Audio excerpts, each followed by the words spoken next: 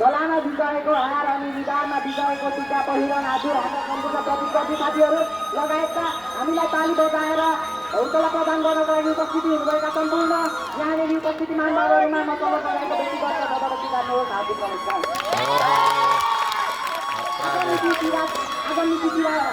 आगामी मितिराज विशाल चेक महिनाको 22 गते यस त्रिवेणी माध्यमिक विद्यालयमा बालकर्म समितिद्वारा आयोजित वार्षिक प्रतियोगितामा मैले आफ्नो केही भनाइहरू राख्ने वातावरण मिलाइदिनु भएकोमा यस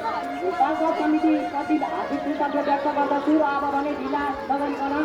आजको यस वार्षिक प्रतियोगिता कलम सरबारभन्दा कलम ढिलो भन्ने शीर्षकमा विपक्षबाट सरबार ढिलो भन्ने